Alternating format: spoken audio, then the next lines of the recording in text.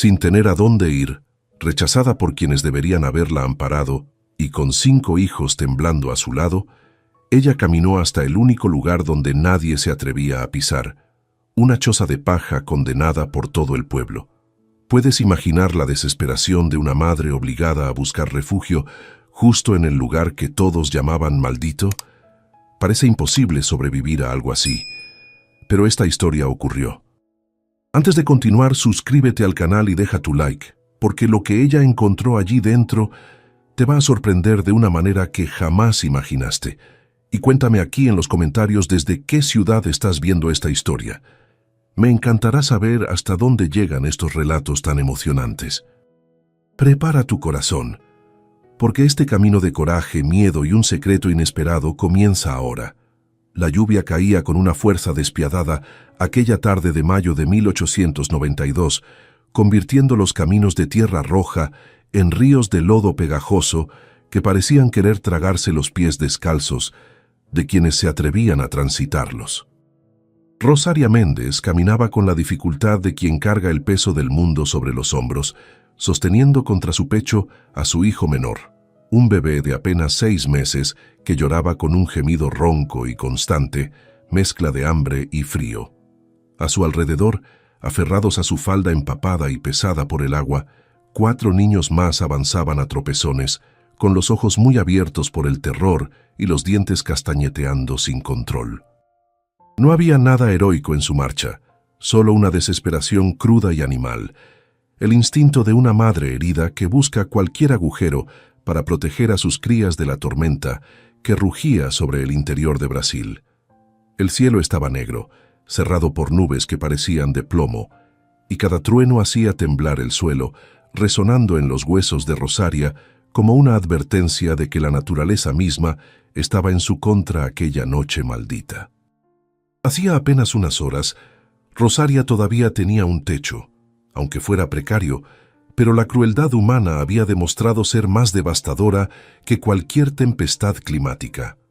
Recordaba con una claridad dolorosa la cara de Anselmo, su cuñado, parado en el umbral de la casa con los brazos cruzados y una mueca de desprecio bajo el bigote húmedo. No hubo piedad en su voz cuando le dijo que el tiempo de caridad había terminado, que la tierra pertenecía a la familia de su difunto esposo y que ella, una viuda inútil con 5 bocas que alimentar, ya no tenía derecho a estar allí. Las palabras de Anselmo cayeron más pesadas que las piedras, expulsándola a la intemperie sin más posesiones que unos cuantos trapos atados en sábanas viejas. El pueblo de San Judas, temeroso de la influencia y el rencor de Anselmo, cerró sus puertas y ventanas, dejando a la mujer y a sus hijos a merced de su suerte, obligándolos a caminar hacia el único lugar que nadie quería, el borde del pantano. El destino de Rosaria era un punto oscuro en la memoria colectiva de la región, un lugar del que los hombres hablaban en voz baja en las tabernas y del que las mujeres se persignaban al mencionar. Se dirigían a la tapera del ahogado, un jacal de paja podrida y barro desmoronado que se alzaba solitario y tétrico junto a las aguas estancadas del pantano. La leyenda decía que allí había vivido y desaparecido el loco Bento, un hombre que hablaba con las sombras y cuya alma, según decían, nunca había abandonado las paredes de aquel refugio miserable.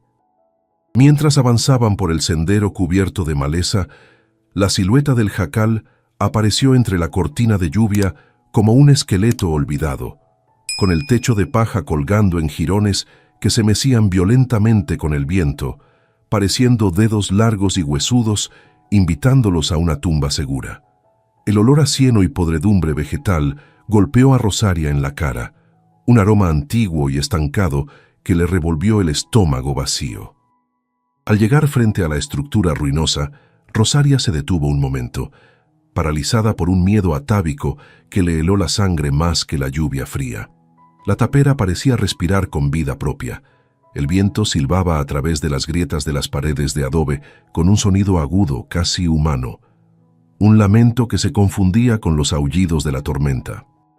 Sus hijos se apretujaron contra sus piernas, enterrando las caras en la tela mojada de su vestido, rogando en silencio no tener que entrar en esa boca de oscuridad, pero Rosaria miró al bebé en sus brazos, sintió cómo temblaba violentamente por la hipotermia incipiente y supo que no tenía elección. El miedo a los fantasmas y a las leyendas tuvo que ser aplastado por el terror real de ver a sus hijos morir de frío a la intemperie. Con una respiración profunda que le quemó los pulmones, empujó lo que quedaba de la puerta, una tabla de madera carcomida que chirrió como si protestara por la intrusión, y dio el primer paso hacia el interior de la maldición. Dentro, la oscuridad era absoluta, densa como boca de lobo, y el aire estaba viciado, cargado de un olor a moho, tierra húmeda y algo más, algo metálico y rancio que Rosaria no pudo identificar de inmediato.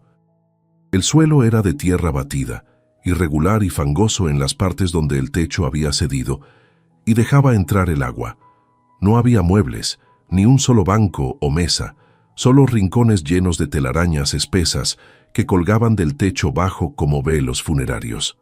Rosaria buscó a tientas un rincón que pareciera más seco, arrastrando los pies para asegurarse de no pisar alguna alimaña o serpiente que hubiera buscado refugio allí.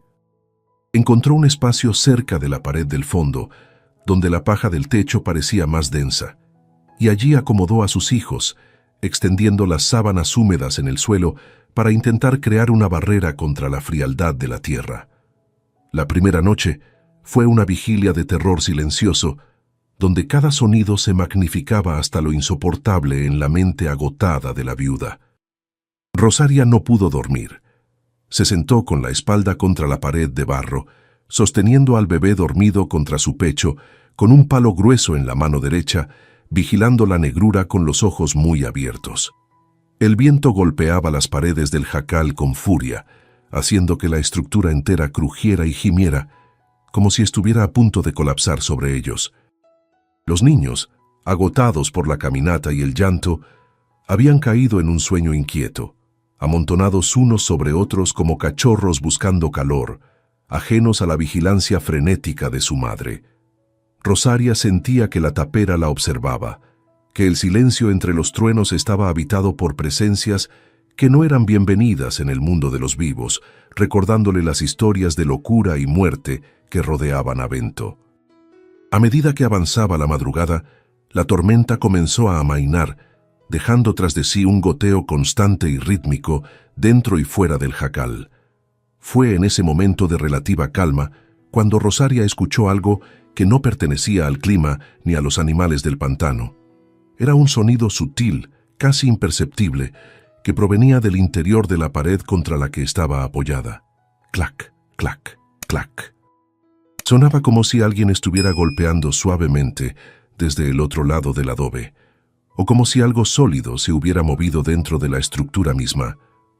Rosaria se apartó de la pared de un salto, con el corazón galopando en la garganta, apuntando su palo hacia la sombra inmóvil del muro.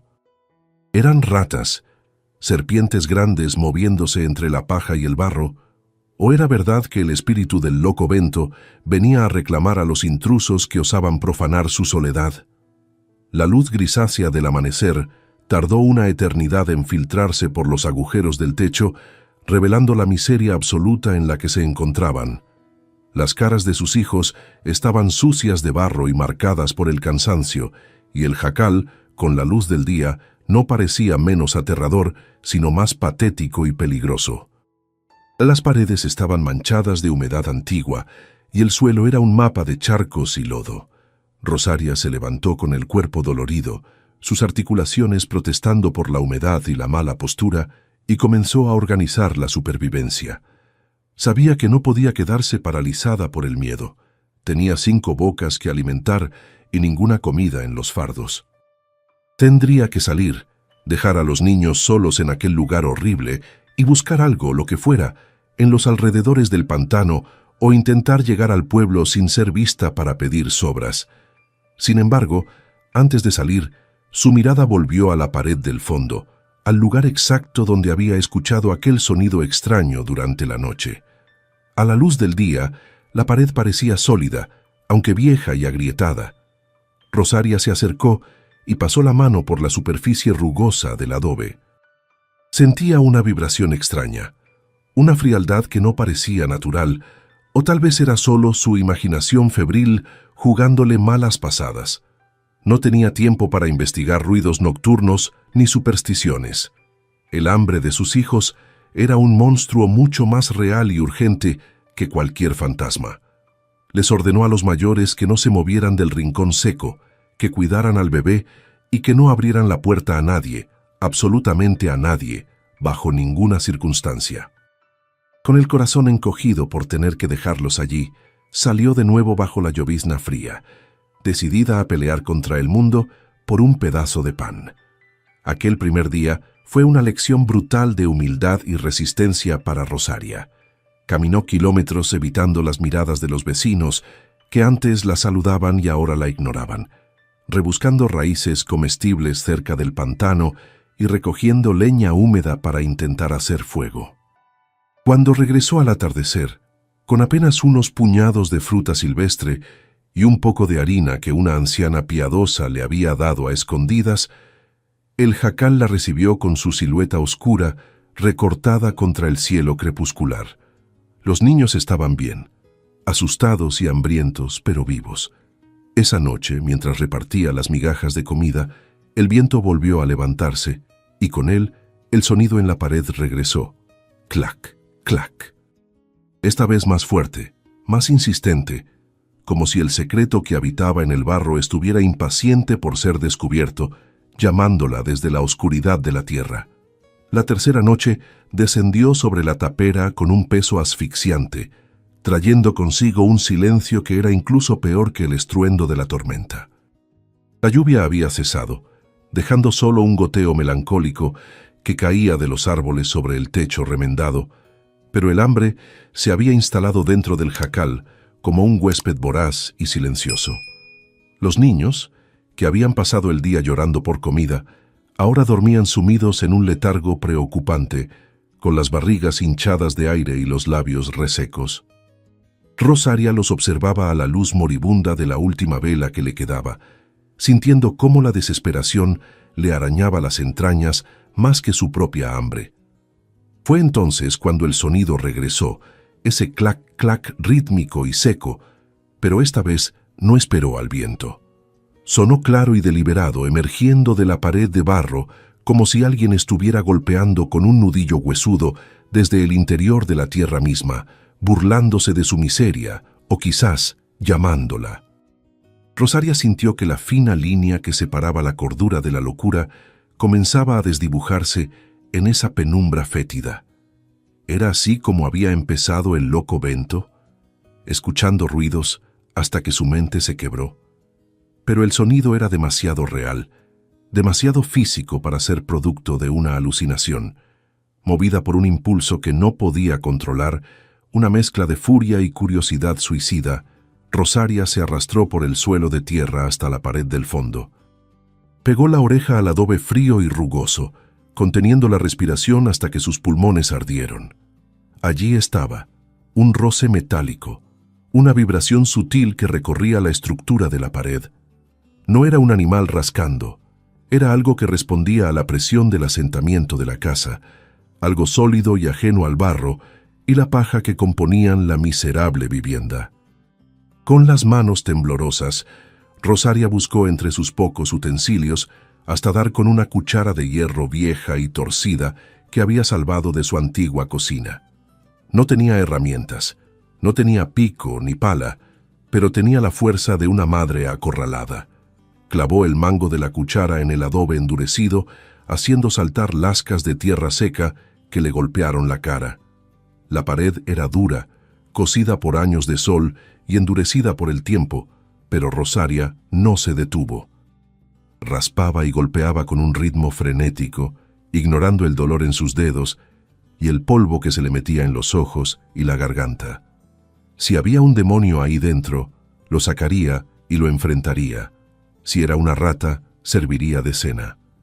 No le importaba lo que fuera, solo necesitaba saber qué compartía su encierro en aquella tumba de paja. El agujero en la pared creció lentamente, revelando capas de paja podrida y barro negro que olían a encierro y a tiempo detenido. Las uñas de Rosaria se partieron y sus dedos comenzaron a sangrar. manchando la tierra de rojo, pero ella apenas lo notó. Estaba poseída por una fiebre de descubrimiento, sudando a pesar del frío húmedo de la noche. De repente, la cuchara chocó contra algo que no cedió. El sonido fue distinto, un clank sordo y definitivo que no pertenecía a la piedra ni a la madera. Rosaria se detuvo en seco, con el corazón golpeándole las costillas como un pájaro enjaulado. Retiró la cuchara y acercó la vela, protegiendo la llama con la mano ahuecada. En el fondo del agujero irregular, entre las sombras y el polvo, algo devolvió un brillo opaco y oxidado, una superficie lisa que contrastaba con la textura grosera de la pared. Con un esfuerzo final, usando los dedos ensangrentados como ganchos, Rosaria apartó los últimos trozos de adobe que aprisionaban el objeto. Era una caja metálica, rectangular y corroída por el óxido, encajada profundamente en la estructura misma del jacal, como si la casa hubiera sido construida alrededor de ella. Pesaba mucho más de lo que su tamaño sugería. Rosaria tuvo que usar ambas manos y apoyar los pies contra la pared para hacer palanca y liberarla de su nicho de barro. Cuando finalmente cedió, cayó al suelo de tierra con un golpe pesado y sordo que hizo que uno de los niños se removiera en sueños. Rosaria se quedó mirando el objeto extraído como si fuera una bomba a punto de estallar, respirando agitadamente, con el sabor metálico del miedo en la boca. La caja estaba cerrada con un candado que el tiempo y la humedad habían convertido en una masa inútil de óxido. Rosaria no necesitó llave. Tomó una piedra grande del suelo y golpeó el cierre con una violencia calculada, una y otra vez, hasta que el metal cedió con un crujido agónico. Levantó la tapa con cuidado, esperando que salieran arañas, polvo o quizás huesos de algún animal muerto. Pero no hubo nada de eso. Lo que vio la dejó sin aliento, paralizada en medio de la penumbra. No había luz celestial ni brillos mágicos, solo el resplandor sombrío y pesado de la realidad. Montones de monedas de oro y plata, antiguas y gruesas, acuñadas con el perfil de emperadores olvidados, descansaban allí, frías e indiferentes, junto a un diario envuelto en cuero agrietado que parecía haber esperado décadas por ese momento. Rosaria hundió la mano en las monedas, sintiendo su frío tacto contra su piel caliente y sucia. No era una alucinación provocada por el hambre, era oro real, macizo, suficiente para comprar el pueblo entero de San Judas, suficiente para callar la boca de Anselmo 1000 veces. Pero junto con el alivio, una ola de comprensión helada la golpeó. Bento no estaba loco. El ermitaño al que todos temían no hablaba con fantasmas, hablaba con su tesoro. Había vivido en la miseria absoluta, rodeado de suciedad y rumores, para proteger aquello que su familia codiciosa quería arrebatarle. La maldición de la tapera no era sobrenatural, era una mentira cuidadosamente tejida, un espantapájaros de historias de terror creado por un hombre desesperado para mantener a los curiosos lejos de su fortuna, y había funcionado hasta ahora. Con manos temblorosas, tomó el diario de cuero y lo abrió con delicadeza, temiendo que las páginas se desintegraran. A la luz vacilante de la vela, leyó las primeras líneas, escritas con una caligrafía apretada y nerviosa. Bento narraba su huida de la ciudad, la traición de sus hermanos, la decisión de enterrarse en vida en aquel pantano para que nadie disfrutara de lo que él había ganado con sudor. Hablaba de la soledad como su única amiga fiel y dejaba una última voluntad clara. A quien tenga el coraje de vivir en mi infierno, le dejo mi cielo. Si has soportado el miedo y el abandono, eres digno de mi legado. Rosaria cerró el libro y miró a sus hijos durmiendo en el suelo húmedo. Las lágrimas comenzaron a correr por sus mejillas sucias, no de tristeza, sino de una rabia reivindicada. Ella había entrado al infierno por ellos, y el infierno le había pagado. Pero el hallazgo trajo consigo un terror nuevo, más agudo y peligroso que cualquier fantasma. Si el pueblo se enteraba, si Anselmo descubría que la viuda maldita tenía una fortuna bajo el brazo, no vivirían para ver el amanecer. La acusarían de robo, de brujería, o simplemente la matarían y tirarían su cuerpo al pantano para quedarse con el oro. Rosaria entendió en ese instante que su lucha acababa de cambiar de naturaleza. Ya no se trataba solo de sobrevivir al hambre y al frío. Ahora tenía que sobrevivir a la envidia y a la codicia. Cerró la caja con cuidado y la volvió a meter en el agujero de la pared, cubriéndola frenéticamente con la paja y el barro que había arrancado, alisando la superficie lo mejor que pudo para que pareciera intacta. Se acostó de nuevo junto a sus hijos, con el corazón latiendo contra las costillas como un tambor de guerra. No pegó el ojo en lo que restaba de la noche. Su mente trazaba planes, calculaba riesgos, tejía una red de mentiras necesarias. Tendría que ser la mejor actriz que el mundo hubiera visto. Tendría que seguir siendo la viuda miserable, la mujer que pedía caridad con la cabeza gacha, mientras alimentaba a sus hijos en secreto. Tendría que usar la leyenda de la maldición a su favor, alimentando el miedo de los vecinos para que nadie se acercara a su jacal. Mientras el sol comenzaba a despuntar, tiñendo el cielo de un gris pálido, Rosaria miró sus manos ensangrentadas y supo que la mujer que había entrado allí, huyendo de la tormenta, había muerto. En su lugar nacía una guardiana feroz, dueña de un secreto que podía salvarlos o destruirlos a todos. La mañana siguiente trajo consigo una claridad dolorosa y una misión peligrosa que requería la precisión de un cirujano. Rosaria se lavó la sangre seca de las manos en el agua turbia del pantano, frotando hasta que la piel quedó roja y dolorida, borrando cualquier evidencia de su excavación nocturna. Miró su reflejo en el agua estancada y ensayó su mejor cara de derrota, curvando los hombros y dejando que los párpados cayeran con pesadez. Sabía que no podía gastar una sola de esas monedas en San Judas. La aparición de oro en manos de una viuda miserable levantaría sospechas inmediatas y letales.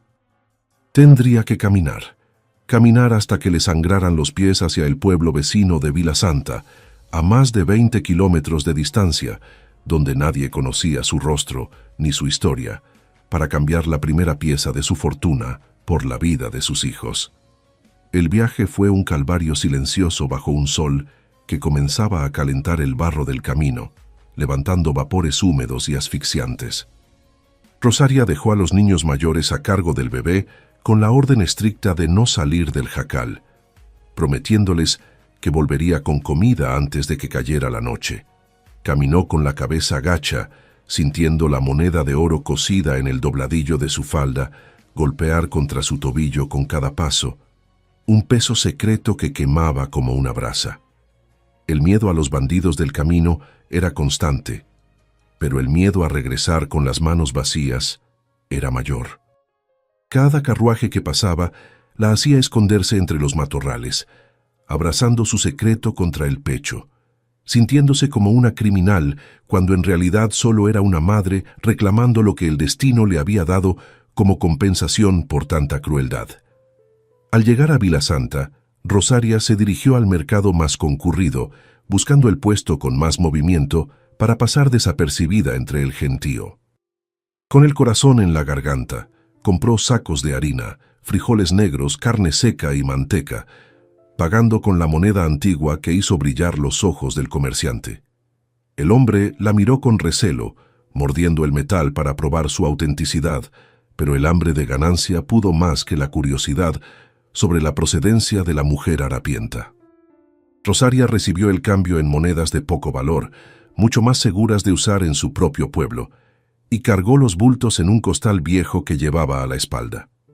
El regreso fue aún más duro, con el peso de la comida cortándole la circulación de los hombros, pero la adrenalina de saber que esa noche habría un banquete en la tapera le daba fuerzas sobrenaturales.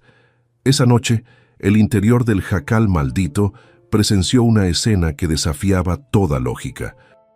Mientras afuera el viento soplaba entre los juncos del pantano, y los aldeanos de San Judas se persignaban imaginando los horrores que sufría la viuda, dentro de las paredes de barro se celebraba una fiesta silenciosa. Rosaria cocinó un guiso espeso en una olla vieja sobre un fuego pequeño y controlado, cuidando que el humo no saliera demasiado visible por los agujeros del techo. Los ojos de los niños brillaban más que la vela solitaria al ver los platos llenos. Comieron con avidez, limpiando hasta la última gota de salsa con los dedos, y por primera vez en semanas, el llanto del bebé cesó, reemplazado por un sueño profundo y satisfecho. Rosaria los miraba comer, sintiendo una satisfacción feroz. Había engañado a la muerte y al mundo entero. Sin embargo, la astucia de Rosaria no se detuvo en la comida. Sabía que para proteger su refugio tenía que alimentar la leyenda negra que lo rodeaba. Cuando iba al pueblo a lavar ropa ajena para mantener las apariencias, contaba historias con voz temblorosa sobre ruidos de cadenas y lamentos que no la dejaban dormir. Decía que veía sombras alargadas caminando por el pantano y que a veces los objetos se movían solos. El pueblo escuchaba con una mezcla de horror y fascinación morbosa, convencidos de que la viuda estaba perdiendo la razón poco a poco. Nadie se atrevía a acercarse a la tapera del ahogado, ni siquiera de día, temiendo que la locura fuera contagiosa o que el espíritu de Bento se les pegara a la ropa. El miedo ajeno se convirtió en la mejor cerca de seguridad que Rosaria podía haber deseado. Con el paso de las semanas, Rosaria comenzó a reparar el jacal desde adentro, con un cuidado meticuloso para no alterar su aspecto ruinoso exterior. Usaba el barro del pantano para sellar las grietas de las paredes interiores, deteniendo las corrientes de aire y la humedad. Tejió esteras de paja nuevas para cubrir el suelo de tierra, creando una capa de aislamiento térmico. Compró mantas gruesas en sus viajes secretos a Vilasanta y las escondía durante el día en un hueco cavado bajo el suelo, sacándolas solo por la noche. La choza, que por fuera parecía a punto de derrumbarse con el próximo suspiro del viento, por dentro se estaba convirtiendo en una fortaleza cálida y seca, un nido secreto donde sus hijos podían dormir sin tiritar, protegidos por una fachada de miseria absoluta. Pero había algo que Rosaria no podía esconder tan fácilmente: la salud de sus hijos. A pesar de vestirlos con los mismos trapos sucios y mantenerlos alejados del pueblo, tanto como fuera posible, la buena alimentación comenzó a mostrar sus efectos. Las mejillas hundidas se rellenaron, el color ceniciento de la piel dio paso a un tono rosado y saludable, y la energía infantil, antes apagada por la debilidad, regresó con fuerza. Los niños reían y jugaban dentro del jacal, y aunque Rosaria les chistaba constantemente para que guardaran silencio, la vida se abría paso con una fuerza incontenible. Era una bendición peligrosa, una evidencia visual de que la viuda no estaba muriendo de hambre como todos esperaban, y deseaban para confirmar sus propias creencias sobre el destino de los pobres. Fue Anselmo quien notó la discrepancia primero. El cuñado cruel pasaba ocasionalmente a caballo por el camino que bordeaba el pantano, vigilando sus supuestas tierras como un buitre territorial. Un día se detuvo a observar el jacal desde la distancia, esperando ver señales de funeral o abandono. En su lugar, vio a uno de los hijos de Rosaria, el pequeño Pedro, asomarse por la puerta. El niño no parecía un espectro famélico, se veía robusto, con los brazos fuertes sosteniendo un cubo de agua. Anselmo frunció el ceño, sintiendo una punzada de sospecha en el estómago. Según sus cálculos, esa familia debería estar ya mendigando en las carreteras o enterrada bajo el lodo. ¿Cómo era posible que siguieran allí, resistiendo en un lugar maldito donde ni las bestias sobrevivían? La sospecha de Anselmo se convirtió en una obsesión venenosa. Comenzó a preguntar en el pueblo si alguien había visto a Rosaria robando comida o recibiendo ayuda de algún amante secreto. Las respuestas eran siempre negativas. La viuda seguía lavando ropa, cobrando centavos y llorando miserias. Pero los números no cuadraban en la cabeza del terrateniente. La supervivencia de Rosaria era un insulto personal a su autoridad y a su decisión de expulsarla. Si ella sobrevivía y prosperaba, aunque fuera mínimamente, ponía en duda su poder sobre la vida y la muerte en la región. Anselmo decidió que no podía permitir que esa mancha en su orgullo continuara. Tenía que saber qué estaba pasando realmente dentro de esas 4 paredes de paja podrida. Una tarde, Mientras Rosaria regresaba del pueblo con su canasta de ropa lavada, Anselmo le cerró el paso con su caballo, obligándola a retroceder hacia la zanja del camino. El hombre la miró desde arriba, con ojos inyectados en sangre y alcohol, escudriñando su rostro y su cuerpo bajo la ropa holgada. «¿Qué brujería estás haciendo, cuñada?», gruñó escupiendo cerca de sus pies descalzos. «Tus hijos están muy gordos para ser hijos de una viuda sin tierra. ¿Acaso el diablo te da de mamar por las noches?». Rosaria sintió el frío del miedo recorrerle la espalda, pero mantuvo la mirada baja, apretando los puños. «Dios provee a los inocentes, Anselmo», respondió con voz tenue. El hombre soltó una carcajada cruel y fustigó al aire con su látigo. «Pues dile a tu Dios que voy a ir a visitarlos pronto. Quiero ver con mis propios ojos cómo vive la realeza del pantano». La amenaza quedó flotando en el aire húmedo mientras él se alejaba al galope, dejando a Rosaria temblando, sabiendo que el tiempo de su secreto se estaba acabando.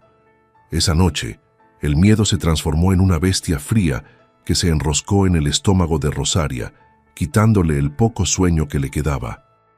La amenaza de Anselmo no era fanfarronería de borracho, era la promesa de un hombre acostumbrado a aplastar lo que le estorbaba, y ahora ella era una piedra en su zapato.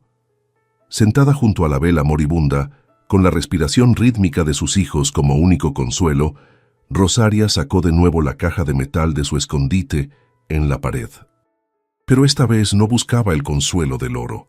Sus manos, ásperas y manchadas de hollín, fueron directo al diario de cuero y a los papeles doblados que yacían en el fondo. Necesitaba entender a su benefactor. Necesitaba saber qué había impulsado a Bento a vivir como un animal para proteger aquel legado, porque sentía que su propia vida estaba empezando a reflejar la de ese hombre olvidado. Abrió el diario con una reverencia casi religiosa, pasando las páginas amarillentas con cuidado extremo. La letra de Bento era apretada, llena de ángulos agudos que denotaban una mente en constante estado de alerta. Leyó durante horas, descifrando palabras borradas por la humedad y el tiempo, y lo que encontró hizo que se le helara la sangre. Bento no solo hablaba de oro, hablaba de tierras, de lindes, de mojones movidos en la noche por vecinos codiciosos. Describía con detalle doloroso cómo la familia de Anselmo, los abuelos del hombre que ahora la amenazaba, habían ido cercenando su propiedad poco a poco, empujando sus cercas, matando su ganado, envenenando sus pozos, hasta arrinconarlo en ese pedazo de pantano insalubre que nadie más quería. Bento no había huido. Había sido sitiado en su propia casa hasta que la soledad se convirtió en su única trinchera. Entre las páginas del diario, doblado en 4 pliegues marcados por el peso de los años, encontró el documento que cambiaría el curso de la guerra. Era una escritura antigua, con sellos de lacre rojo ya quebrados y firmas de notarios que llevaban décadas muertos. El papel era grueso, de una calidad que ya no se veía, y detallaba la extensión real de la hacienda del pantano. Rosaria recorrió las líneas con el dedo, sus labios moviéndose en silencio mientras leía las coordenadas geográficas. Sus ojos se abrieron desmesuradamente al comprender la magnitud del robo.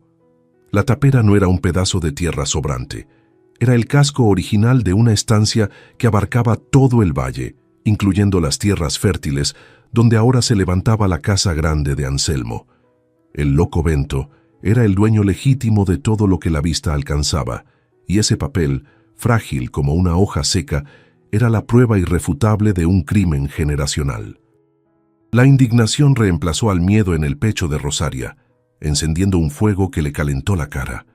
Anselmo no solo la había expulsado de su hogar por crueldad, la había expulsado porque, en el fondo, su familia siempre había sabido que su derecho sobre la tierra era una mentira construida sobre el despojo. Rosaria miró a sus hijos durmiendo sobre las esteras nuevas, ajenos a la ironía de su destino. Eran los herederos de una fortuna robada, durmiendo como mendigos sobre el suelo que les pertenecía por derecho moral, y ahora lo sabía, también legal. Pero un papel, por muy oficial que fuera, no detenía las balas ni apagaba el fuego de una antorcha. La ley estaba lejos, en la capital, y Anselmo estaba cerca, con sus peones y su odio. Si quería reclamar esa herencia, primero tenía que sobrevivir para presentarla ante un juez que no estuviera comprado. Al día siguiente, Rosaria tomó una decisión que iba en contra de toda su naturaleza pacífica. Dejó a los niños encerrados con doble tranca, advirtiéndoles que no hicieran ningún ruido, y emprendió el camino hacia un asentamiento minero lejano, un lugar rudo donde la ley era dictada por el más fuerte y donde se podían conseguir cosas que no se vendían en las tiendas decentes. Caminó con determinación, ignorando el cansancio, impulsada por la imagen de Anselmo mirándola con desprecio. No iba a comprar comida esta vez. Buscó en los callejones traseros del asentamiento hasta encontrar a un viejo comerciante de chatarra que vendía herramientas y armas sin hacer preguntas. Allí, entre montones de hierro oxidado, encontró lo que buscaba, una escopeta de doble cañón, vieja y pesada, con la madera de la culata rayada por el uso, pero con el mecanismo todavía funcional. Gastó 2 de sus monedas de oro en el arma y una caja de cartuchos, un precio exorbitante que pagó sin pestañear. El comerciante la miró con curiosidad, sorprendido de ver a una mujer con aspecto de lavandera comprando un instrumento de muerte, pero el brillo del oro selló sus labios. Rosaria envolvió la escopeta en un saco de arpillera sucio, cargándola al hombro como si fuera un atado de leña, sintiendo su peso metálico golpear contra su espalda con cada paso del largo regreso. No sentía remordimiento, solo una fría necesidad. Había sido madre, esposa y viuda. Ahora, el pantano la estaba convirtiendo en soldado. El camino de vuelta se hizo eterno, con el sol cayendo a plomo y el peso del arma recordándole que la inocencia de su vida anterior se había perdido para siempre entre el barro y la paja de la tapera. Llegó al jacal cuando las sombras ya se alargaban sobre el agua estancada, tiñendo el mundo de violeta y negro. Los niños corrieron a abrazarla, aliviados de verla regresar, pero se detuvieron en seco al ver el objeto que sacaba del saco. Rosaria no les dio explicaciones suaves, no había tiempo para delicadezas. Les enseñó que aquello no era un juguete, sino una herramienta para que nadie volviera a lastimarlos. Esa misma tarde, aprovechando los últimos rayos de luz, se adentró un poco en el matorral más denso para practicar. Nunca había disparado un arma en su vida. El primer disparo le golpeó el hombro con una patada brutal que casi la derriba, dejando un zumbido agudo en sus oídos y un olor acre a pólvora quemada que llenó el aire limpio del atardecer. Le dolió, se le amorató la piel, pero volvió a cargar y disparó de nuevo, y otra vez, hasta que sus manos dejaron de temblar y aprendió a anticipar el golpe, a firmar los pies en el barro y a apuntar con los 2 ojos abiertos. Cada detonación era un mensaje para el silencio del pantano. La viuda indefensa había muerto. Rosaria regresó a la casa con el hombro palpitando y el olor a pólvora impregnado en su vestido y en su pelo, un perfume de guerra que reemplazó al olor a jabón y lejía que siempre la había acompañado. Limpió el arma a la luz de la vela, aceitando el mecanismo con grasa de cerdo, sus movimientos volviéndose metódicos y precisos. Esa noche, durmió con la escopeta cargada al lado de su estera, y por primera vez en semanas, no tuvo pesadillas con Anselmo. Soñó que era una loba gris defendiendo su madriguera. Los días siguientes transcurrieron en una calma tensa, como el aire estático antes de que rompa un huracán. Anselmo no había vuelto a aparecer, pero Rosaria sabía que eso era mala señal. Significaba que estaba planeando, no olvidando. Los rumores en el pueblo, traídos por el viento y por las pocas almas caritativas que aún se atrevían a hablarle cuando iba al río, decían que el terrateniente estaba reclutando gente, hombres de mala reputación de los pueblos vecinos. Decían que Anselmo hablaba de limpiar el valle de brujas y ocupantes ilegales, justificando su violencia con una moralidad retorcida. La atmósfera en San Judas se había vuelto espesa y venenosa. La gente evitaba mirar hacia el pantano, no por miedo a los fantasmas de Bento, sino por terror a ser testigos de la masacre que todos sabían que se avecinaba. Una noche sin luna, El sonido de los grillos y las ranas del pantano cesó abruptamente, sumiendo al mundo en un silencio antinatural que hizo que a Rosaria se le erizara la piel de los brazos. No había viento, no había lluvia, solo una quietud pesada y vigilante.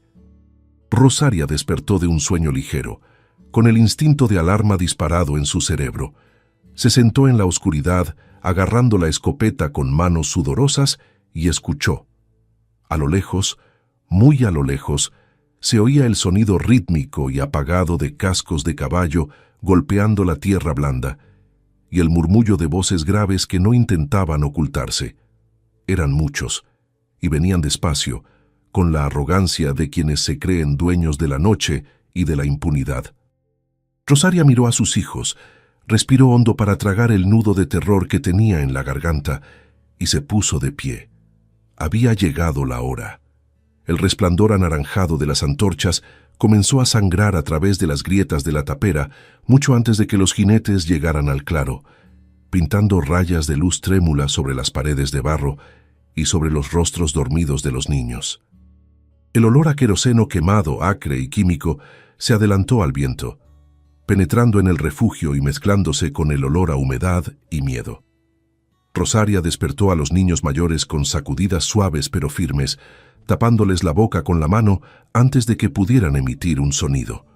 Sus ojos, acostumbrados a la penumbra, les transmitieron la orden silenciosa de arrastrarse hacia el rincón más protegido, detrás del montón de sacos de harina y leña que ella había apilado estratégicamente días atrás. No hubo llantos, solo el crujido de la paja y la respiración acelerada de 5 corazones pequeños que entendían, por instinto animal, que la muerte rondaba afuera. Los cascos de los caballos chapotearon en el lodo frente a la entrada, deteniéndose en un semicírculo amenazante que bloqueaba cualquier ruta de escape. Eran al menos 6 hombres, sombras recortadas contra la luz oscilante del fuego que portaban. Las risas nerviosas y los murmullos agresivos cesaron cuando una voz familiar, pastosa por el alcohol y cargada de veneno, rompió el silencio de la noche. «¡Sal de ahí, bruja del pantano!», gritó Anselmo, su voz resonando con la autoridad prestada de quien se siente respaldado por la fuerza bruta. «Sabemos que estás ahí dentro, engordando con dinero robado y pactos oscuros. Sal ahora y tal vez, solo tal vez, dejemos que tus bastardos se vayan caminando». La crueldad de sus palabras golpeó la puerta de madera podrida como piedras, pero adentro, Rosaria no se movió, convertida en una estatua de sal y furia, con el dedo índice acariciando el gatillo frío de la escopeta. El silencio desde el interior de la choza pareció enfurecer más a Anselmo. Se escuchó el sonido de alguien desmontando pesadamente, seguido de pasos que se hundían en el barro acercándose a la entrada. «No me hagas entrar a sacarte de los pelos, Rosaria», rugió, golpeando la pared con algo metálico, probablemente la empuñadura de un revólver. El golpe hizo vibrar la estructura y un poco de tierra seca cayó del techo sobre el hombro de la viuda. Ella sabía que no podía quedarse escondida para siempre. El jacal era una trampa de paja seca y ellos traían fuego. Si prendían una sola antorcha contra el techo, todos morirían asfixiados o quemados en cuestión de minutos. La supervivencia ya no dependía de pasar desapercibida, sino de demostrar que el diente de la presa era más afilado de lo que el cazador esperaba. «¡Quémenla!», ordenó Anselmo, perdiendo la paciencia ante la falta de respuesta. «Fuego purificador para la cueva de las ratas».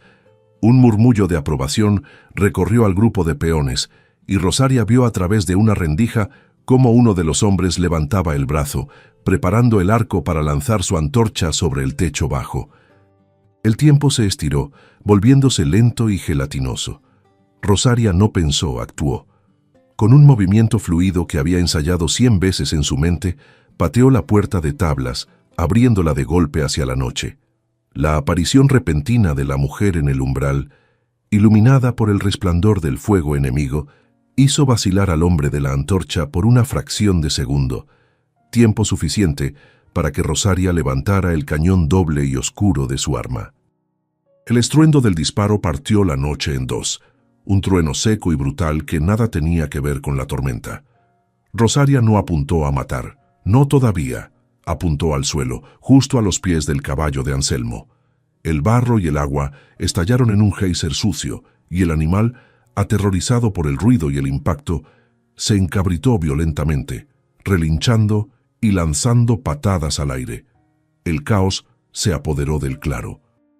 Los otros caballos, contagiados por el pánico, giraron sobre sí mismos, chocando unos contra otros, mientras los jinetes luchaban por mantener el control, soltando maldiciones y dejando caer una de las antorchas al lodo, donde siseó y se apagó.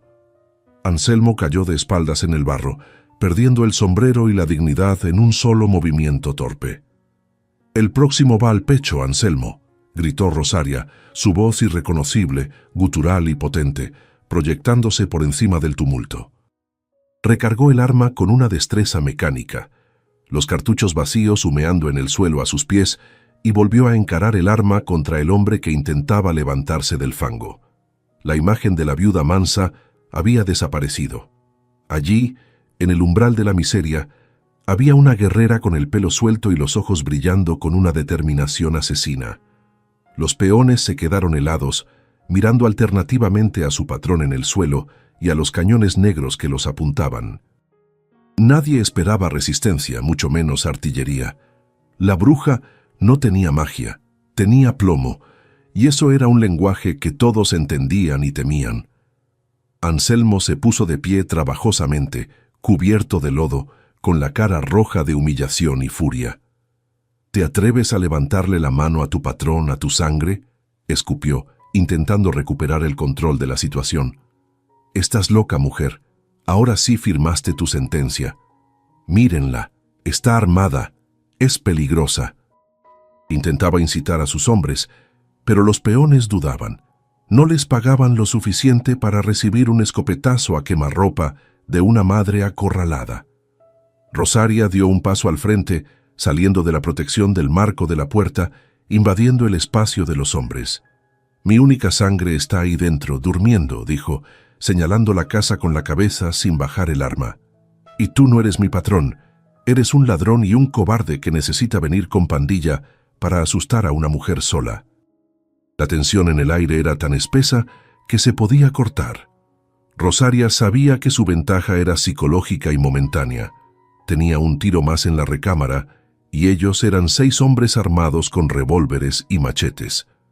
Si decidían atacar todos a la vez, ella caería, y sus hijos quedarían a merced de esa jauría.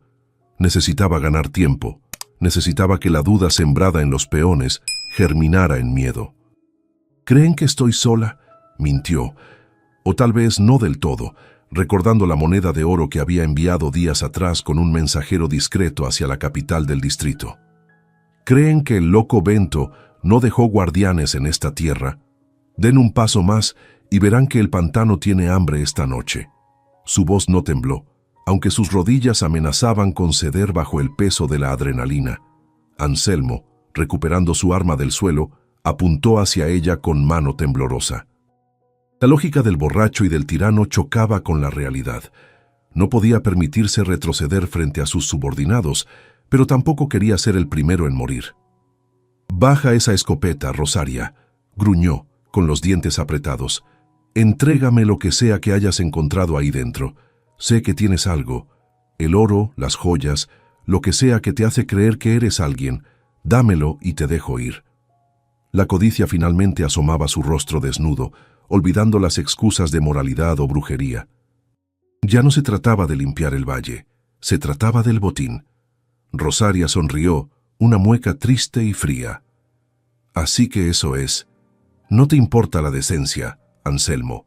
Solo te importa lo que crees que es tuyo». «Es mío por derecho», gritó él, dando un paso adelante, envalentonado por su propia avaricia. «Todo en esta tierra es mío». Rosaria sintió el peso del documento doblado en su bolsillo, quemando contra su cadera.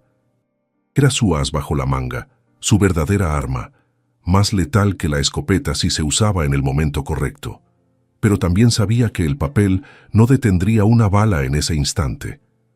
«Estás equivocado, Anselmo», dijo ella suavemente, casi en un susurro que el viento llevó hasta los oídos de los hombres. Nunca fue tuyo, y tengo la prueba. Anselmo se detuvo, confundido por el cambio de tono. ¿Prueba? ¿De qué hablas, loca? Rosaria mantuvo el arma firme, pero con la mano izquierda comenzó a buscar en su delantal, sin apartar la vista de los ojos inyectados en sangre de su cuñado. La noche contenía la respiración, esperando el desenlace de aquel duelo en el barro. Con un movimiento rápido que desafiaba su aparente fragilidad, Rosaria extrajo el documento de los pliegues de su falda, el papel crujiendo como hojas secas en el silencio cargado de pólvora. No lo extendió como una ofrenda de paz, ni lo sostuvo para que él lo leyera. Lo arrojó con desprecio al barro, justo a los pies de las botas sucias de Anselmo, como quien tira un hueso a un perro sarnoso. El legajo cayó con un sonido húmedo, manchándose de tierra negra en los bordes, pero el sello de lacre, aunque roto, brilló bajo la luz oscilante de las antorchas con una autoridad que ni el lodo podía ocultar. Anselmo bajó la mirada, sorprendido por el gesto, y por un momento, la codicia en sus ojos fue reemplazada por una confusión genuina, incapaz de procesar que aquella mujer, a la que había condenado a la miseria, le estuviera arrojando papeles en lugar de súplicas. «Léelo si sabes leer, Anselmo, o haz que uno de tus perros lo haga por ti», desafió Rosaria, sin bajar el cañón de la escopeta ni un milímetro. «Ahí dice quién es el verdadero dueño del suelo que pisas. Y no eres tú, ni fue tu padre, ni tu abuelo». Anselmo, movido por una mezcla de ira y curiosidad fatal, se agachó torpemente sin soltar su revólver y recogió el documento con dedos enguantados en mugre. Acercó el papel a la luz de la antorcha que sostenía uno de sus hombres, entrecerrando los ojos para descifrar la caligrafía antigua y elegante que contrastaba brutalmente con la crudeza de la noche. A medida que sus ojos recorrían las líneas, el color fue drenándose de su rostro curtido, dejando una máscara pálida de incredulidad y terror que ninguna cantidad de alcohol podía disimular. No era solo un título de propiedad sobre el pantano, era una sentencia histórica. El documento detallaba con precisión de cartógrafo los límites de la hacienda original de Bento, límites que se tragaban enteras las tierras que la familia de Anselmo había ocupado durante generaciones. Allí, escrito en tinta ferrogálica indeleble, estaba la prueba de que su herencia no era más que el fruto de una invasión lenta y cobarde, legalizada por el olvido y la intimidación. Los peones, percibiendo el cambio en la postura de su patrón, comenzaron a intercambiar miradas nerviosas, bajando ligeramente las armas. No eran hombres de letras, pero entendían el lenguaje del miedo, y Anselmo apestaba a él en ese momento, un olor agrio que se mezclaba con el humo y el barro, delatando que el suelo bajo sus pies se había vuelto repentinamente inestable. Esto es mentira», balbuceó Anselmo, su voz perdiendo la fuerza del trueno para convertirse en un silbido de víbora acorralada. «Es una falsificación. Bento estaba loco, garabateaba tonterías. Ningún juez aceptará este trapo sucio». Intentó arrugar el papel en su puño, con la intención clara de destruirlo allí mismo, de borrar la verdad con la fuerza bruta de sus manos, pero Rosaria, anticipando el movimiento, amartilló el segundo percutor de la escopeta con un clic seco y metálico que resonó como un disparo en la noche. «Esa es solo una copia, imbécil», mintió con una frialdad que heló la sangre de los presentes, aunque el corazón le golpeaba contra las costillas como un pájaro enloquecido. «El original ya está camino a la capital, en manos de gente que no se deja comprar con aguardiente barato». La mentira, dicha con la convicción de una profecía, terminó de desmoronar la autoridad de Anselmo. El hombre miró a su alrededor, buscando apoyo en sus peones, pero encontró solo dudas y retrocesos. Los hombres que había contratado para asustar a una viuda no estaban dispuestos a enfrentarse a la ley imperial ni a perder sus jornales en una disputa de tierras que olía a cárcel. Anselmo se sintió solo por primera vez en su vida, desnudo de su poder prestado, y esa soledad lo volvió peligroso, impredecible, como una bestia herida que prefiere morir matando a rendirse. «¡Mientes!», gritó, lanzándose hacia adelante con el revólver en alto, cegado por la desesperación, dispuesto a silenciar a la única testigo de su fraude, sin importarle las consecuencias ni los testigos, movido solo por el instinto de aniquilación. Rosaria apretó los dientes y el dedo en el gatillo, el tiempo ralentizándose de nuevo, viendo cómo la muerte se abalanzaba sobre ella con la cara de su cuñado. Iba a disparar, iba a matarlo y cargar con ese pecado para siempre si eso salvaba a sus hijos.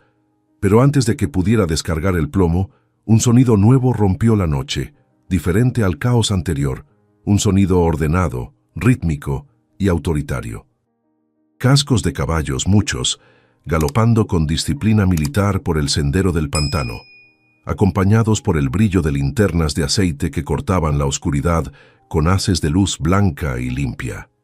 Alto en nombre de la ley, tronó una voz potente desde la linde del bosque, una voz que no admitía réplicas y que congeló a Anselmo en medio de su embestida suicida. De entre las sombras emergieron jinetes uniformados, con el brillo de las insignias metálicas reflejando el fuego de las antorchas. A la cabeza iba un hombre de bigote gris y mirada de acero, montado en un caballo negro, que resoplaba vapor en el aire frío. Era el nuevo delegado regional, el hombre al que Rosaria había enviado la moneda de oro días atrás como prueba de que su denuncia no era el delirio de una loca, sino el reclamo de alguien con recursos.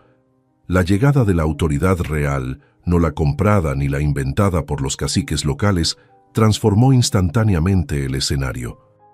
Los peones de Anselmo soltaron sus armas al lodo como si quemaran, levantando las manos en un gesto universal de rendición, dejando a su patrón solo, con el revólver colgando inútilmente de su mano y la cara desencajada por el shock. El delegado desmontó con calma, sus botas de cuero limpio hundiéndose apenas en el barro, y caminó hacia el centro del conflicto con la mano descansando sobre la empuñadura de su sable. Ignoró a los peones temblorosos y se dirigió directamente a Anselmo, quien parecía haberse encogido dentro de su ropa sucia. «Señor Anselmo», dijo el oficial con una cortesía helada que era más aterradora que cualquier grito. «Hemos recibido informes muy inquietantes sobre sus actividades nocturnas y sobre ciertas irregularidades en los registros de tierras de esta comarca». Miró el documento arrugado que Anselmo aún apretaba en su mano izquierda y se lo arrebató con un movimiento suave pero firme. «Veo que ya tiene la evidencia en la mano. Muy amable de su parte facilitarnos el trabajo». Rosaria bajó lentamente la escopeta, sintiendo cómo la fuerza abandonaba sus piernas, ahora que el peligro inminente había pasado, reemplazada por un temblor incontrolable. Miró al delegado, un extraño que había acudido a su llamado gracias al oro de un muerto, y sintió una oleada de gratitud que casi la hizo llorar. No estaba sola. El loco Bento, desde su tumba de misterio, había extendido su mano una vez más para protegerla, usando su fortuna no para lujos, sino para comprar lo único que los pobres rara vez podían permitirse: justicia. Anselmo, derrotado, balbuceó protestas incoherentes sobre derechos y linajes, pero sus palabras se perdieron en el aire húmedo, irrelevantes frente al peso de la ley y de los cañones que ahora lo apuntaban a él. El delegado se giró hacia Rosaria, quitándose el sombrero en un gesto de respeto que nadie había tenido con ella en años. «Señora Méndez», dijo, su voz suavizándose al ver el estado de la mujer y la choza miserable a sus espaldas. «Lamento haber tardado. El camino es traicionero». Luego, mirando la escopeta que ella aún sostenía con fuerza, añadió con una media sonrisa: «Aunque veo que se las ha arreglado bastante bien para mantener el fuerte». Rosaria asintió, incapaz de hablar, mientras veía cómo dos oficiales esposaban a Anselmo, arrastrándolo lejos de su propiedad, lejos de sus hijos, lejos de la vida que había intentado robarle. La lluvia comenzó a caer de nuevo, suave y limpiadora, lavando la sangre y el miedo del patio, mientras la viuda de la tapera respiraba por primera vez el aire limpio de la libertad. La patrulla se alejó llevándose a Anselmo, y el sonido de los cascos se desvaneció en la negrura, dejando tras de sí un silencio profundo que esta vez no se sentía amenazante, sino limpio, como el aire después de un aguacero. Rosaria se quedó parada bajo la llovizna unos minutos más, con la escopeta descansando ahora inofensiva en el cruc del brazo, permitiendo que el agua fría lavara el sudor y la tensión de su rostro. No hubo vítores de victoria ni celebraciones eufóricas. La dignidad de su triunfo radicaba en la quietud, en el simple hecho de seguir de pie sobre la tierra que había defendido. Miró hacia el cielo nublado, respiró el olor a tierra mojada y pantano, y por primera vez ese aroma no le pareció de podredumbre, sino de vida, de un ciclo que se cerraba para dar paso a algo nuevo.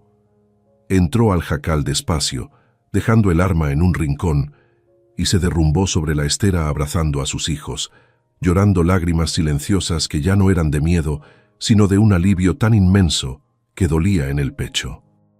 Al amanecer, la noticia de la detención de Anselmo corrió por el pueblo de San Judas más rápido que el fuego en paja seca, transformando el desprecio colectivo en un asombro temeroso.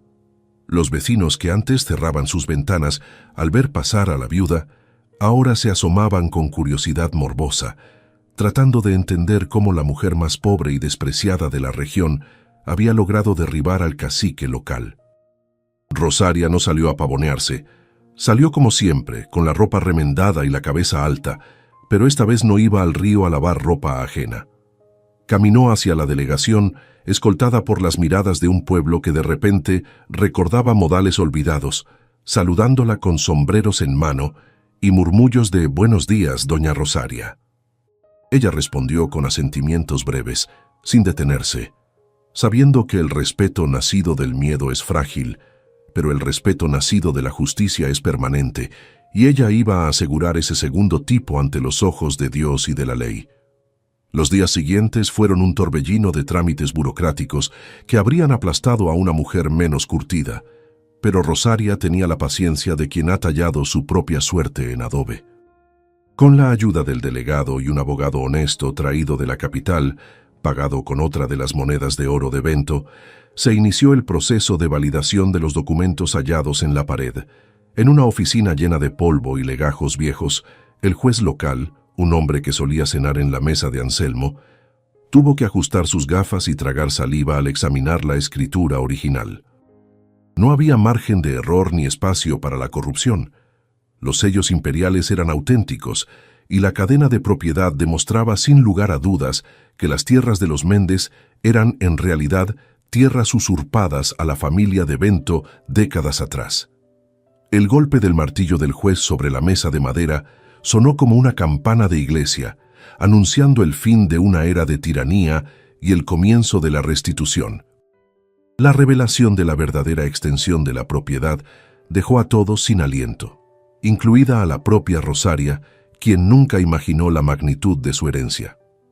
La tapera del ahogado era solo el corazón humilde de una estancia que se extendía por leguas, abarcando pastizales, bosques maderables y fuentes de agua cristalina que habían sido desviadas ilegalmente hacia la hacienda de Anselmo. De la noche a la mañana, la viuda que dormía sobre el barro se convirtió legalmente en la terrateniente más importante de la región. Sin embargo, la ironía del destino no se le escapó. Mientras Anselmo esperaba su juicio en una celda húmeda, ella seguía viviendo en la choza de paja, cocinando en el fogón de leña, no por necesidad, sino por elección, decidida a no abandonar el refugio que la había salvado hasta que cada papel estuviera en orden y cada amenaza neutralizada. Con la confirmación legal en la mano, Rosaria comenzó a usar el oro de Bento, no con la voracidad de un nuevo rico, sino con la sabiduría de quien conoce el valor del hambre. No compró sedas ni carruajes ostentosos, compró zapatos resistentes para sus 5 hijos, contrató al médico del pueblo para que revisara la tos crónica del más pequeño y pagó las deudas de 2 familias vecinas que, como ella, habían sufrido bajo el yugo de Anselmo. Cada moneda gastada era una semilla de estabilidad, una inversión en la paz que tanto le había costado ganar. El pueblo observaba, desconcertado, esperando verla transformarse en una déspota vengativa, pero solo veían a una madre endurecida que caminaba con la seguridad de quien ya no tiene nada que demostrarle a nadie, salvo a sus propios hijos. La actitud de la gente cambió radicalmente, pasando de la hostilidad a una adulación empalagosa que a Rosaria le resultaba aún más desagradable que el desprecio. Mujeres que antes le negaban un saludo ahora aparecían en el sendero del pantano con canastas de pan fresco y sonrisas ensayadas, elogiando la fortaleza que siempre habían admirado en secreto. Rosaria recibía las ofrendas con cortesía fría, sin dejar que nadie cruzara el umbral de su hogar. Sabía quiénes eran. Recordaba cada puerta cerrada en su cara durante la tormenta, y aunque su corazón cristiano la inclinaba al perdón, su instinto de supervivencia le dictaba mantener las distancias. La tapera seguía siendo su santuario, y no permitiría que la hipocresía ensuciara el suelo sagrado donde Bento había escondido su alma, y ella había encontrado su coraje. Una tarde, Rosaria se paró en el límite de lo que ahora sabía que era su tierra, mirando hacia la casona de Anselmo que se alzaba en la colina, imponente pero vacía de honor. Los peones y la familia del cuñado habían comenzado a desalojar, cargando muebles en carretas bajo la supervisión del alguacil, cumpliendo la orden judicial de restitución. No sintió alegría al verlos partir, solo una inmensa sensación de justicia cósmica. La tierra, esa entidad silenciosa y paciente, estaba volviendo a sus cauces naturales, sacudiéndose a los parásitos que la habían maltratado. Rosaria entendió entonces que Bento no había estado loco. Había sido un visionario que comprendió que la única forma de purificar ese suelo era dejar que la codicia de los otros se consumiera a sí misma, esperando el momento exacto para que la verdad emergiera del barro. Decidió que no se mudaría a la casa grande de Anselmo. Esa estructura estaba manchada por años de crueldad y soberbia. En su lugar, contrató a cuadrillas de albañiles para que comenzaran a trabajar allí mismo, en el borde del pantano. No derribó la tapera de inmediato. Ordenó que construyeran alrededor de ella, levantando muros de piedra sólida y techos de teja roja que abrazaran la antigua estructura de paja como una madre abraza a un hijo. Quería que sus hijos recordaran siempre de dónde venían, que el núcleo de su nuevo hogar fuera ese pedazo de suelo humilde donde habían aprendido que el valor no reside en las paredes, sino en la voluntad de quienes las habitan. El sonido de los martillos y las sierras reemplazó al clac-clac misterioso de la pared, llenando el aire con la música de la reconstrucción. Poco a poco, el paisaje maldito comenzó a transformarse. Rosaria mandó drenar las partes más insalubres del pantano, convirtiendo el lodo estancado en tierras de cultivo fértil, donde pronto crecerían el maíz y los frijoles. Los matorrales espinosos fueron despejados para dar paso a jardines de flores silvestres y árboles frutales. La tapera del ahogado dejó de ser un lugar de muerte en la boca de la gente. Se convirtió en La Esperanza, un nombre que Rosaria eligió no por poesía, sino por pura terquedad. Los pájaros regresaron, anidando en los aleros de la nueva construcción, y el viento, que antes aullaba como un alma en pena, ahora soplaba suave entre los corredores, trayendo el aroma de la tierra mojada y de la comida cocinándose en un fogón que nunca más volvería a estar frío. Sin embargo, Rosaria guardó un último secreto para sí misma. Antes de que los albañiles sellaran los cimientos de la nueva casa, tomó el diario de cuero de Bento y lo volvió a colocar en un nicho especial construido en la base de la chimenea principal, junto con una única moneda de oro. No como un pago, sino como una ofrenda, un ancla para recordar que la prosperidad es frágil y debe vigilarse. A veces, por las noches, cuando la casa estaba en silencio y sus hijos dormían seguros en camas de verdad, Rosaria se sentaba frente al fuego y leía las últimas páginas del diario en su mente, sintiendo una extraña compañía en la habitación. Sabía que Bento ya no estaba en las paredes. Él finalmente había descansado, dejándole la guardia a ella, la loba que había sabido morder cuando el mundo intentó devorarla. Con el paso de los años, el destino de Anselmo se selló con la misma frialdad con la que él había dictado sentencias en el pasado. Los tribunales de la capital, lejos de las influencias locales y con la evidencia irrefutable del fraude de tierras sobre la mesa, no mostraron clemencia. El antiguo cacique perdió no solo la libertad, condenado a trabajos forzados por falsificación y abuso de autoridad, sino también el respeto y el nombre que tanto valoraba. Su familia, avergonzada y despojada de los bienes mal habidos, abandonó la región silenciosamente, dispersándose como ceniza en el viento, dejando atrás una casona vacía que pronto fue reclamada por la maleza, un monumento decadente a la arrogancia que sirvió de advertencia para otros que creían que el poder era eterno. Rosaria nunca fue a visitarlo a la prisión ni celebró su caída. Entendía que el odio es un veneno que se bebe uno mismo esperando que muera el otro, y ella tenía demasiada vida que cuidar como para desperdiciarla en rencores. Mientras la antigua hacienda de los opresores se desmoronaba, la estancia La Esperanza florecía con un vigor que parecía bendecido por la misma tierra. Rosaria no se convirtió en una patrona distante que daba órdenes desde un balcón. Siguió siendo la mujer de manos fuertes que conocía el nombre de cada trabajador y el ciclo de cada cosecha. Pero su misión trascendió la agricultura. Recordando la noche en que ninguna puerta se abrió para ella en San Judas, hizo una promesa solemne ante el altar improvisado que mantenía en la sala principal. Nadie que llegara a su puerta con hambre o frío sería rechazado. La casa, construida sobre los cimientos de la antigua tapera, se convirtió en un santuario no oficial, un faro para los desamparados que, como ella, habían sido golpeados por la vida y olvidados por la sociedad. Pronto, el rumor de que la viuda del pantano acogía a los necesitados atrajo a otras mujeres solas, a huérfanos que vagaban por los caminos y a ancianos que no tenían dónde caer muertos. Rosaria no les daba caridad, les daba dignidad. A cambio de techo y comida, todos debían trabajar según sus fuerzas, creando una comunidad cooperativa que prosperaba al margen de las viejas estructuras de poder. Las mujeres tejían y cocinaban, los hombres cuidaban el ganado y los huertos, y los niños, que antes estaban destinados a ser peones analfabetos, recibían algo que valía más que el oro de Bento: educación.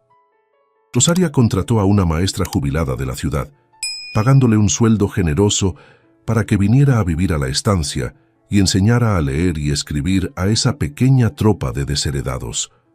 La antigua tapera, ahora irreconocible bajo las ampliaciones de piedra y madera noble, se transformó en el corazón palpitante de una nueva sociedad.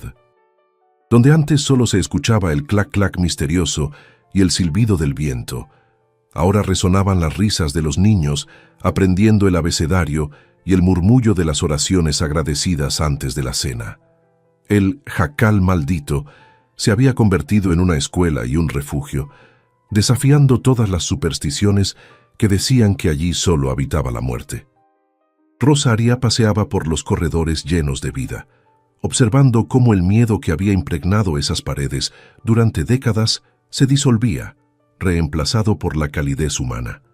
Ella sabía que estaba curando la tierra, no con magia, sino con la medicina simple de la solidaridad, cerrando la herida abierta que la codicia de Anselmo y la soledad de Bento habían dejado en el valle. Sus propios hijos crecieron fuertes y rectos, con la memoria de la pobreza tatuada en el alma como una vacuna contra la soberbia. Pedro, el mayor, se convirtió en su mano derecha, administrando las tierras con una justicia que los campesinos nunca habían conocido bajo el mando de los antiguos patrones. Rosaria les enseñó noche tras noche que la verdadera riqueza no estaba en la caja de metal que habían encontrado en la pared, sino en la capacidad de mirar al prójimo a los ojos sin vergüenza.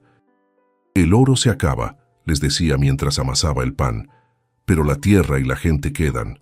Si cuidan de ellos, nunca les faltará nada. Y así fue. El oro de Bento se fue gastando en ladrillos, libros y medicinas, pero la prosperidad de la estancia nunca disminuyó. Alimentada por el trabajo honesto y la lealtad de quienes habían encontrado allí una segunda oportunidad. Una noche de tormenta, años después, la historia pareció repetirse como un eco lejano. Alguien golpeó la puerta principal con la desesperación frenética de quien huye de la muerte. Rosaria, ya con canas plateando su cabello negro, se levantó de su mecedora y abrió la puerta sin dudar, ignorando las advertencias de prudencia de sus criados. En el umbral, empapada y temblando, había una joven mujer embarazada con la ropa hecha jirones y el terror en la mirada, una imagen especular de la propia Rosaria aquella noche fatídica de 1892. La chica retrocedió, esperando el rechazo o el insulto, pero Rosaria solo sonrió, una sonrisa cálida que arrugó las comisuras de sus ojos y se hizo a un lado para dejarla pasar. «Entra, hija», le dijo con suavidad. «Aquí el frío no entra. Esta casa fue construida para ti».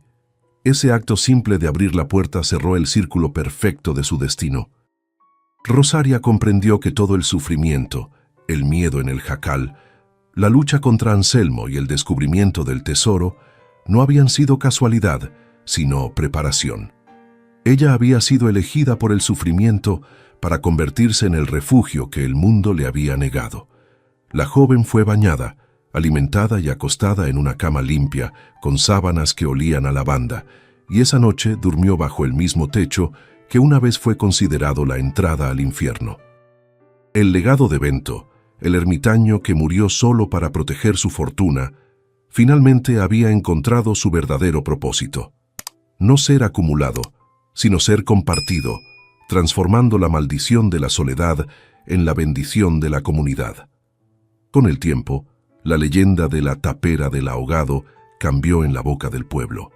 Ya nadie hablaba de fantasmas vengativos ni de demonios que venían a cobrar deudas. Ahora los abuelos contaban a sus nietos la historia de la viuda de oro, la mujer que enfrentó al diablo con una escopeta y un corazón de madre y que convirtió un pantano muerto en un jardín. Decían que el oro que encontró estaba encantado, que nunca se agotaba porque se multiplicaba con cada acto de bondad. Rosaria escuchaba estas historias con una mezcla de diversión y melancolía, sabiendo que la realidad era mucho más dura y hermosa que el cuento de hadas. No había magia en las monedas. La magia estaba en el sudor, en las lágrimas tragadas en silencio y en la decisión inquebrantable de no permitir que la crueldad tuviera la última palabra. Rosaria envejeció con la gracia de un árbol antiguo, sus raíces profundamente hundidas en la tierra que había conquistado. Sus manos, aunque ya no lavaban ropa ajena, nunca perdieron la aspereza del trabajo, un recordatorio constante de quién era y de dónde venía. A menudo se la veía sentada en el porche al atardecer, mirando hacia el horizonte, donde el sol teñía de rojo las aguas del pantano, con el diario de Bento en el regazo. Ya no lo leía buscando secretos legales o mapas de tesoros, lo leía como quien conversa con un viejo amigo. Sentía una profunda gratitud hacia aquel hombre atormentado que en su locura había tenido la cordura de dejar una puerta abierta para el futuro. «Descansa en paz, Bento», murmuraba al viento. «Tu casa está llena. Tu oro está bien gastado. Tu nombre está limpio». El valle entero había cambiado gracias a la presencia de esa mujer indomable, donde antes reinaba el miedo al terrateniente y la resignación a la pobreza. Ahora había una sensación de posibilidad. Los hijos de los peones iban a la escuela, los agricultores se organizaban para vender sus cosechas sin intermediarios ladrones, y la justicia, aunque todavía imperfecta, ya no era una palabra vacía. Rosaria Méndez había demostrado que una madre desesperada es la fuerza más peligrosa y constructiva de la naturaleza, capaz de derribar imperios de injusticia con la misma manos con la que mece una cuna. Y mientras la noche caía sobre la esperanza, las luces de la casa brillaban no como antorchas de amenaza, sino como estrellas en la tierra, guiando a los perdidos hacia el calor del hogar. El tiempo, que en el pantano solía medirse por las crecidas del agua y la llegada de los insectos, comenzó a contarse por cosechas y celebraciones. Los hijos de Rosaria, aquellos 5 pajarillos asustados que una noche durmieron sobre el barro temblando de frío, se transformaron en hombres y mujeres de bien, con la espalda recta y la mirada limpia. Pedro el mayor asumió la administración de la estancia con una sabiduría tranquila, manejando los libros de cuentas con la misma destreza con la que manejaba el arado, asegurándose de que la prosperidad de la esperanza no se convirtiera en la avaricia que había destruido a sus antecesores. La finca no tenía cercas altas ni guardias armados, su protección era la gratitud de las 100 familias que vivían y trabajaban en sus tierras, una muralla humana más resistente que cualquier piedra. Rosaria sentía el peso de los años en sus articulaciones, que crujían como la madera vieja cuando el clima cambiaba, pero su espíritu permanecía inquebrantable, como una raíz profunda que sostiene un árbol antiguo. Ya no recorría los campos a caballo, ni cargaba sacos de harina, pero su presencia en la mecedora del corredor principal era suficiente para mantener el orden y la calma en toda la propiedad.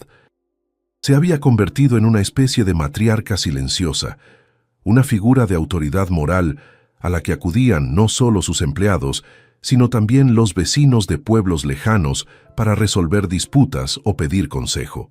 Sus manos, deformadas por el trabajo duro de su juventud, eran besadas con reverencia por quienes recordaban que esas mismas manos habían levantado un imperio de la nada para proteger a los suyos.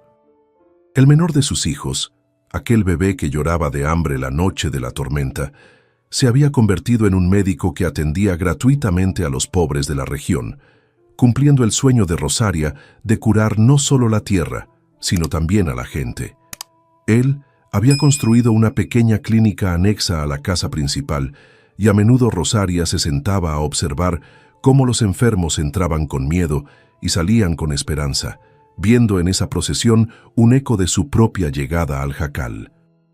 No había mayor venganza contra el destino que ver a ese niño, que estuvo a punto de morir de intemperie, convertido en un dador de vida, cerrando el círculo de dolor con un broche de oro puro de servicio y compasión.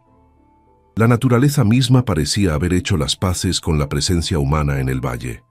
El pantano, que antaño era un lugar de miasmas y leyendas oscuras, ahora era un ecosistema vibrante donde garzas blancas y patos salvajes convivían con los cultivos de arroz y hortalizas.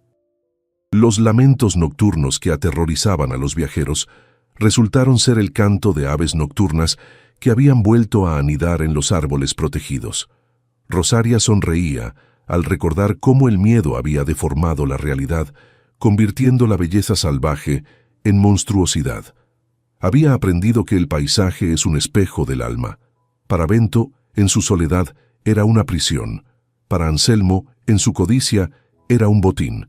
Para ella, en su amor, era un hogar. A veces, cuando la tarde caía y las sombras se alargaban, Rosaria sacaba de su bolsillo la última moneda de oro que había guardado, la única que no se había gastado en ladrillos o medicinas. La hacía rodar entre sus dedos, sintiendo el peso frío de la historia, usándola como un recordatorio físico de lo efímero de la fortuna material. Esa moneda no era dinero para ella, era una medalla al valor, un testigo mudo de la noche en que decidió no rendirse. Se había prometido a sí misma que esa moneda nunca se gastaría, que pasaría a sus nietos como una advertencia y una promesa. El oro solo vale lo que la mano que lo sostiene está dispuesta a hacer por los demás. La memoria de Anselmo se había desvanecido hasta convertirse en una anécdota lejana, un cuento de advertencia que se narraba en las fogatas para enseñar a los niños que la soberbia precede a la caída. Nadie recordaba ya su rostro con claridad, solo la sombra de su maldad, mientras que el nombre de Rosaria Méndez estaba tallado en la piedra fundacional de la escuela y en el corazón de la gente. Ella no sentía triunfo al pensar en él, solo una inmensa lástima por el hombre que teniendo todo murió sin nada, mientras ella, que no tenía nada, se preparaba para morir teniéndolo todo. La justicia divina, pensaba Rosaria, no tiene prisa, pero tiene una memoria implacable. Una tarde de noviembre, el cielo se oscureció repentinamente con nubes de tormenta, muy parecidas a las de aquella noche fatídica de 1892. El aire se cargó de electricidad y el olor a ozono y tierra mojada inundó el corredor. Los trabajadores corrieron a resguardarse y las madres llamaron a sus hijos, temiendo la furia del cielo. Pero Rosaria no se movió de su silla. Se quedó mirando las nubes negras que se arremolinaban sobre el pantano, sintiendo el viento fresco en la cara, con una sonrisa serena. Ya no había miedo en su corazón, ni preocupación por techos que gotean o barrigas vacías. La tormenta ya no era un enemigo. Era una vieja conocida que venía a visitarla para ver cuánto había cambiado todo. Pedro salió preocupado de la casa para pedirle que entrara, pero se detuvo al ver la expresión de paz en el rostro de su madre. ¿No tienes frío, mamá?, le preguntó poniéndole un chal de lana sobre los hombros. Rosaria le tomó la mano, sintiendo la callosidad y la fuerza de su hijo, y negó con la cabeza. El frío es para quienes no tienen refugio, hijo, y nosotros tenemos el refugio más fuerte del mundo. Nos tenemos los unos a los otros. Le pidió que se sentara a su lado un momento, ignorando los primeros goterones que empezaban a repiquetear en las tejas, queriendo compartir con él la belleza salvaje de la lluvia que ya no podía lastimarlos. En ese silencio compartido bajo el estruendo del trueno, Rosaria sintió que su ciclo estaba completo. Había entrado en ese valle como una paria y se iría como una reina sin corona. Miró las paredes sólidas de su casa, escuchó las risas de sus nietos jugando adentro sin miedo a los truenos, y supo que había derrotado a la maldición de Bento mejor de lo que él jamás hubiera soñado. No solo había sobrevivido, había florecido. La tapera del ahogado había muerto hacía mucho tiempo, ahogada no por el agua, sino por el amor torrencial de una madre que se negó a aceptar el destino que le habían impuesto. Rosaria cerró los ojos y respiró profundo, llenando sus pulmones con el aire limpio y húmedo, sintiendo una gratitud inmensa hacia la vida, con todas sus espinas y sus flores. Sabía que pronto tendría que reunirse con su esposo y con Bento para contarles que la misión estaba cumplida. Pero no había prisa. Todavía quedaba una lluvia que mirar, una cena que compartir y una lección final que dejar grabada en la piedra de la memoria. La verdadera herencia no estaba en las escrituras de la tierra ni en las monedas antiguas, sino en la certeza absoluta de que, mientras hubiera una madre dispuesta a luchar, no habría noche lo suficientemente oscura para apagar la luz de un hogar. Cuando Rosaria cerró los ojos por última vez, lo hizo en su propia cama, bajo un techo de vigas de roble macizo que ella misma había pagado, rodeada del calor de 3 generaciones que existían gracias a su coraje indomable. No hubo agonía en su partida, solo un suspiro largo y tranquilo, como quien descarga un peso inmenso después de una jornada de trabajo exitosa y agotadora. Afuera, la lluvia de noviembre seguía cayendo, suave y constante, lavando el valle una vez más, pero esta vez no había goteras, ni frío, ni miedo a la intemperie, solo la música rítmica del agua bendiciendo la tierra que ella había conquistado. La noticia de su muerte detuvo los relojes en San Judas y Vila Santa. Las campanas de las iglesias doblaron no con el toque fúnebre habitual y lúgubre, sino con un repique solemne y vibrante que celebraba una vida que había sido, en todos los sentidos, más grande y fuerte que la muerte misma.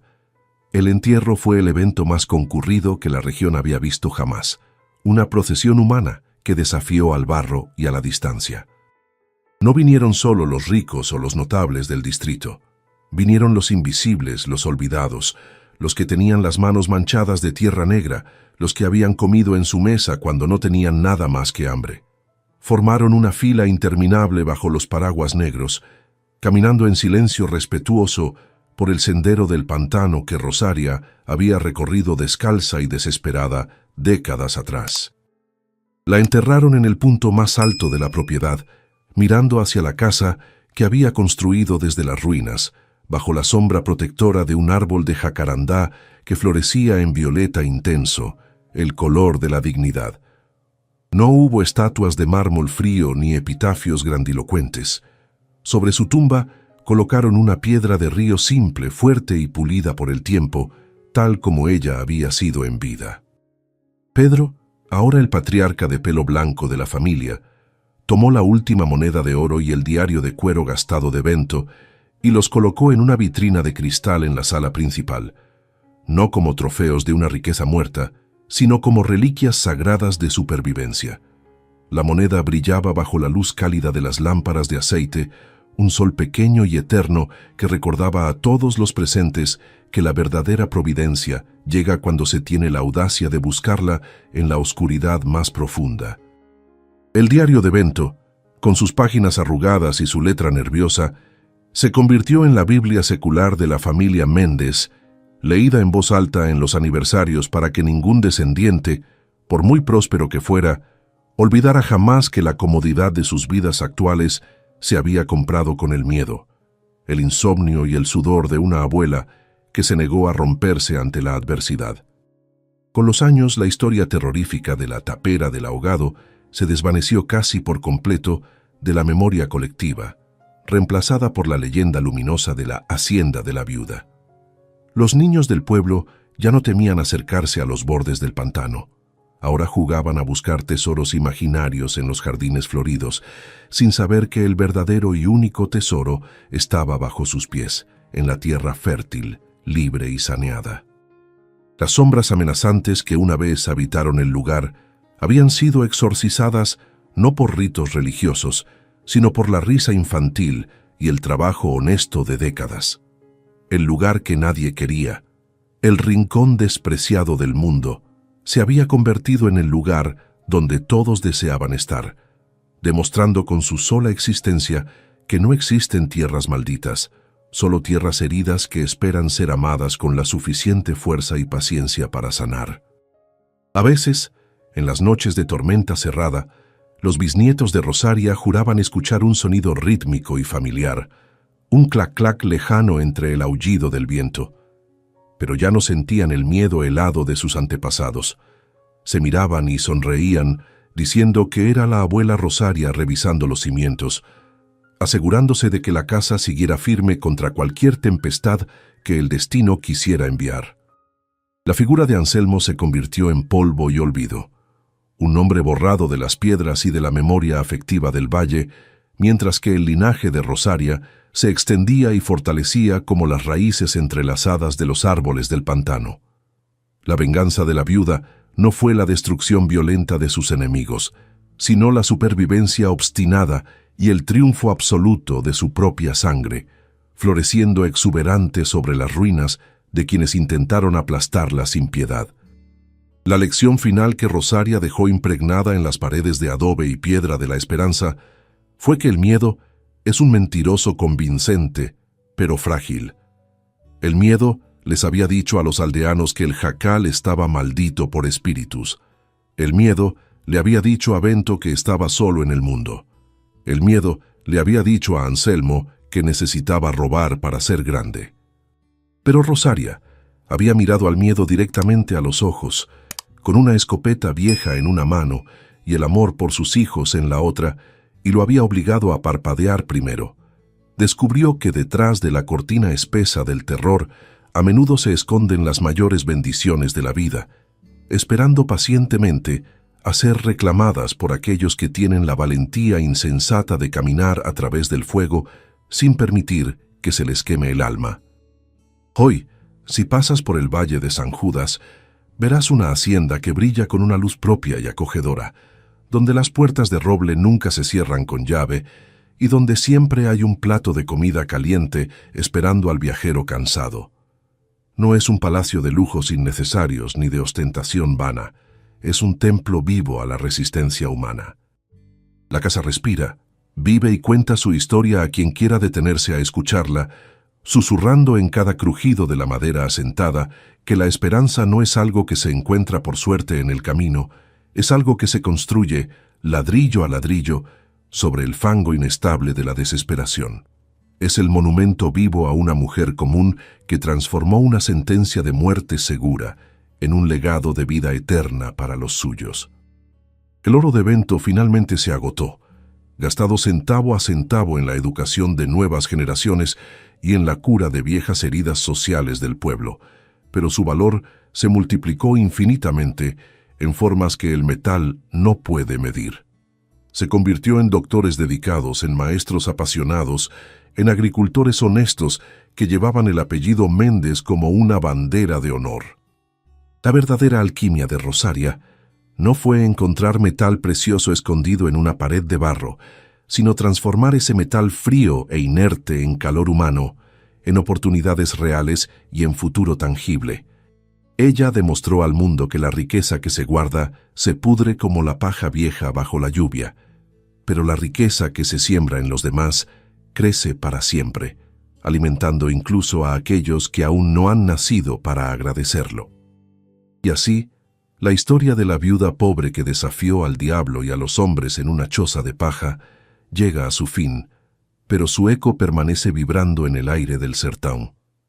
Nos recuerda que, en los momentos más oscuros de nuestra existencia, cuando parece que el mundo entero nos ha dado la espalda y la tormenta amenaza con derribar nuestro último y precario refugio, es precisamente cuando debemos cavar más profundo dentro de nosotros mismos. Porque a veces, justo detrás de la pared que más nos asusta golpear, se encuentra la llave dorada de nuestra libertad. Rosaria Méndez no fue una heroína de cuentos de hadas imposibles, fue una mujer de carne y hueso, madre y guerrera, que nos enseñó que el único lugar verdaderamente maldito en esta tierra es aquel donde nos rendimos y dejamos de luchar. La próxima vez que te encuentres frente a una situación que parece imposible de superar, o ante un lugar en tu vida que todos dicen que debes evitar por miedo al fracaso, recuerda a Rosaria y su escopeta vieja bajo la lluvia. Recuerda que los tesoros más grandes están casi siempre guardados por los monstruos más feroces, nuestros propios miedos e inseguridades.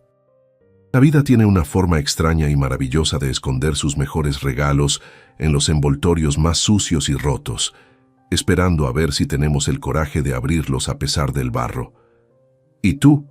¿Ya has escuchado alguna historia parecida a esta en tu pueblo o en tu familia sobre alguien que venció lo imposible? Cuéntame aquí en los comentarios, porque cada historia de superación que compartimos es una vela más que encendemos juntos contra la oscuridad del mundo.